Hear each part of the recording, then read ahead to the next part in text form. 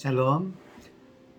출애굽기를 통해서 묵상을 해보도록 하겠습니다. 출애굽기 34장 1절에서 17절에 있는 말씀입니다. 하나님께서 모세에게 10계명을 만들기 위해서 돌판을 가져오라 명하십니다. 하나님과 이스라엘 백성이 다시 언약을 맺어가고 있습니다. 모세는 이러한 상황 속에서 하나님께 하나를 요청하고 있습니다. 무엇을 요청하고 있는지 한번 살펴보겠습니다. 9절에 있는 말씀입니다. 이르되 주여 내가 주께 은총을 입었거든 원하건대 주는 우리와 동행하옵소서. 이는 목이 뻣뻣한 백성이니이다. 우리의 악과 지혜를 사하시고 우리를 주의 기업으로 삼으소서. 모세는 하나님께 동행해 달라고 요청하고 있습니다. 동행해 달라. 이거는 어떻게 보면 당연한 것입니다. 애굽에서 이끌어내셨고 지금 시내산에서 하나님과 언약을 맺었습니다. 그러니 하나님께서 동행하는 것은 당연한 결과라는 것을 알게 됩니다. 그런데 문제가 하나 발생을 했습니다. 시내산에서 언약을 맺었지만 이스라엘 백성들이 우상을 섬기는 일이 발생합니다. 송아지를 만들어 놓고 이것이 하나님이라고 섬겼던 것입니다. 하나님께서는 이것에 대해서 대노하셨습니다. 이스라엘 백성들을 쓸어버린다고까지 말씀을 하셨습니다. 모세는 중보기도를 통하여서 하나님의 인자하심에 간구하게 됩니다. 하나님의 약속의 간구함을 통하여서 하나님께서 한 발자국 물러나고 계십니다. 그래서 하나님께서는 이스라엘 백성들과 조금 거리를 두고 있습니다. 그런데 오늘 모세는요, 하나님께 지금 요청하고 있는 것입니다. 주님, 우리와 함께 하옵소서. 이스라엘 백성들이 잘못해서 함께 할 수 없는 상황입니다.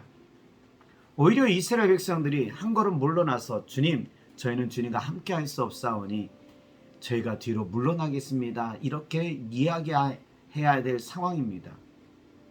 그런데 모세는요, 오히려 다르게 보고 있습니다. 주님, 동행해 달라는 것입니다. 근데 이 마음이 무슨 마음인지는 알 것 같습니다. 바로 이스라엘 백성들이요, 목이 뻣뻣한 백성이기 때문에 주님이 동행해야 된다는 것입니다. 즉, 우리는 죄인입니다. 우리는 연약한 존재입니다. 우리는 부족한 존재입니다. 그러니 하나님의 긍휼이 더 필요하다는 것입니다. 하나님이 없게 되면 더 죄를 범하게 되고, 하나님이 없게 되면 우리의 인생은 아무것도 아닌 것이 된다는 것입니다. 그러니 죄인인 우리를 함께 해달라는 것입니다. 주님이 함께 해주셔야만이 죄를 깨닫게 됩니다. 주님이 함께 해주셔야만이 죄에서 용서함을 받습니다. 주님이 함께 해야만이 올바른 길을 갈 수 있기 때문입니다. 바로 모세는 이러한 점에서 말씀을 한 겁니다. 하나님, 저희를 하나님의 백성으로 삼으셨으니 저희로 하여금 죄를 깨닫게 하고 알게 하고 또 도와주셔서 올바른 길로 갈 수 있도록 이끌어 달라는 것입니다. 여러분, 오늘 우리의 상황도 그러지 않습니까? 나는 죄인입니다. 나는 매일매일마다 죄에서 벗어날 수 있는 삶을 살 수 없는 존재입니다. 그리고 연약하여서 무너지기도 쉽습니다. 잘 깨닫지 못하여서 알지 못하여서 올바른 길을 갈 수 없는 존재입니다. 그러기에 주님이 동행해 주셔야 한다는 겁니다. 오늘 우리의 삶이 주님이 동행해야 될 이유가 있다면 바로 이러한 점들이라는 것입니다. 주님이 함께 하셔야만이 우리는 죄에서 벗어날 수 있고, 주님이 함께 하셔야만이 의로운 길을 걸어갈 수 있기 때문입니다.